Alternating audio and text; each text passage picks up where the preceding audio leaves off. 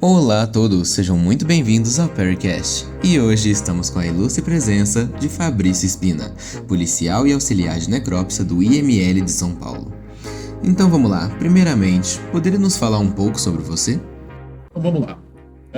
Meu nome é Fabrício Espina, sou biólogo de formação, já trabalho há 11 anos na Polícia de São Paulo e desses 11 anos, 9 eu trabalho dentro do Instituto Médico Legal. Como é que eu fui parar nessa área? Eu sempre tive interesse acadêmico pela parte das ciências forenses. Eu desenvolvo também o trabalho de ciências dentro dessa parte de ciências forenses na academia, que eu faço meu doutorado com entomologia forense, embora ele não tenha vínculo com a minha atribuição policial atual. Na polícia, eu trabalho só como auxiliar de necrópsia, que é uma das 14 carreiras que nós temos atualmente na Polícia Civil de São Paulo, e é uma carreira destinada, a princípio, para trabalho exclusivamente dentro do Instituto Médico Legal, que vai fazer as perícias médico-legais. As perícias médico-legais, elas têm vínculo com o pessoal da perícia criminal, só que lá eles estão muito focados na área da criminalística, das ciências criminalísticas. Eles estão focados em periciar ambiente, o local de crime e as peças relacionadas a esse local, e nós vamos complementar com as perícias no cadáver, as perícias no indivíduo. Eu digo no cadáver porque, na qualidade de auxiliar de necrópsia, a minha atribuição é só com cadáver. Mas o IML não faz perícia só em cadáver, o IML faz perícia em vivo. Hoje, pelas nossas estatísticas, cerca de 90% das perícias do IML são em indivíduos vivos. É o exame de corpo de delito que todo mundo fala. Então, quem sofreu um acidente de carro, ou brigou, sofreu uma agressão, o delegado encaminha, vai fazer o exame de corpo de delito. Isso representa cerca de 90% do movimento do IML, não só em São Paulo, viu? Isso é refletido para o resto do Brasil, aqui em Minas Gerais. Também esses dados vão ser próximos. Quem vai fazer essa perícia é um médico legista, que é o responsável por todas as perícias médico-legais. Agora, eu digo que eu só trabalho com cadáver porque o auxiliar de necrópsia só faz a perícia no cadáver e sempre com o médico legista. Isso vai complementar a perícia de local de crime, e esses dois laudos vão ser encaminhados para a autoridade policial e para os operadores do direito e a autoridade judicial. Então vai para o promotor, vai para o advogado e vai para o juiz também. E como que é a sua experiência como sendo um auxiliar de necropsia, com a sua experiência tanto em laboratório quanto também em atuação de campo? Olha, eu peguei muita base da biologia para isso. Minha formação, embora não seja um pré-requisito para minha carreira, mas eu tive muita base tanto de operação com instrumento para dissecção de pequenos animais. Na época, quando eu me formei, ainda fazia, hoje a biologia não faz mais. Então eu peguei muito a mão para trabalhar com instrumental, que hoje eu aplico ele na necrópsia, bisturis, pinças, tesouras para dissecção. E minha conduta também de laboratório que eu tive na minha vida profissional, a minha experiência de laboratório se limitou muito à minha graduação e aos estágios que eu fiz depois em laboratórios de medicina legal. E eu peguei muito dessa experiência para aplicar na prática, embora ela não fosse necessária. Em tese, tudo que é necessário que você vai adquirir de experiência laboratorial, de técnica, de conduta, você vai ter na sua formação numa academia da polícia.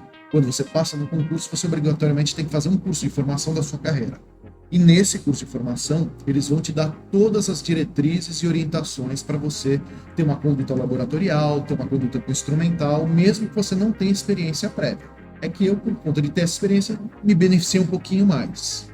Tem muitos riscos que você acaba correndo diariamente, riscos biológicos, riscos gerais, durante a sua atuação? Sim, muitos mais do que eu gostaria que tivesse, tá? Primeiramente, tem o risco por ser policial. Eu sou de uma carreira de policial, sou policial civil. Então tem o risco da questão da violência, a gente está sempre andando armado. Nós temos que intervir em casos de violência, isso vale para qualquer policial, não só em situações que estão indo contra nós. Mas se eu estou na rua como policial e eu vejo um crime ocorrendo, eu sou obrigado a intervir. Claro que dadas as limitações do que eu tenho à mão. Se eu vejo 6 caras saindo de um banco armados de fuzil e eu com uma pistolinha na cintura, eu não vou bancar o herói, sair correndo e gritar para em nome da lei.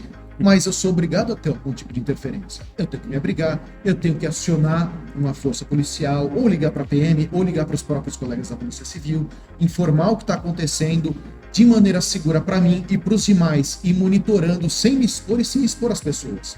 Porque se eu for intervir num caso desse, não só vou me botar em risco, porque eu estou em desvantagem numérica e de equipamento, mas vou botar em risco todo mundo, porque eu tenho que controlar se eu tiver que fazer um disparo. Eles têm que ser pensados. O criminoso, ele não tá nem aí. Ele vai atirar à torta e à direita, vai pegar em mim, vai pegar em todo mundo, vai pegar no pessoal que não tem nada a ver com aquela ocorrência. Então eu tenho que pensar em tudo isso. Então o primeiro risco realmente é o risco por ser policial, inerente a qualquer carreira. Seja eu que estou dentro do necrotério na maior parte do tempo, mas tenho que me trasladar para dentro e fora dele, tenho que voltar para casa, seja para o policial que está numa outra carreira que é mais operacional. E aí a gente tem a questão do risco biológico dentro de um necrotério. Você está manipulando cadáveres. Você não sabe o histórico, a vida pregressa daquele indivíduo. Então, você não sabe se você vai se contaminar com algum patógeno. Como eu falei para o pessoal, a gente tem muita complicação relativa à contaminação, muito problema, aliás, com contaminação por HIV e hepatite. Para pessoas descuidadas que não estão usando seu EPI adequado, não estão manuseando, mas é um risco constante. E para cadáveres em putrefação, quem vai dar o início à putrefação são as bactérias, inicialmente aquelas do próprio trato gástrico, posteriormente bactérias do ambiente podem complementar esse processo tafonômico de putrefação. E as bactérias podem ser um risco muito grave. Se você sofrer um acidente que promova alguma solução de continuidade na sua pele, abre uma porta de entrada para esses patógenos, você, se não tomar as medidas adequadas para higienização e um acompanhamento posterior, você pode ter problemas muito sérios, inclusive evoluindo, em casos extremos, claro, até para uma sepse. Acho que é só isso. Muito obrigado por topar a entrevista, pela oportunidade. Agradeço o convite, espero ter contribuído e fico à disposição para quaisquer dúvidas que surgirem aí.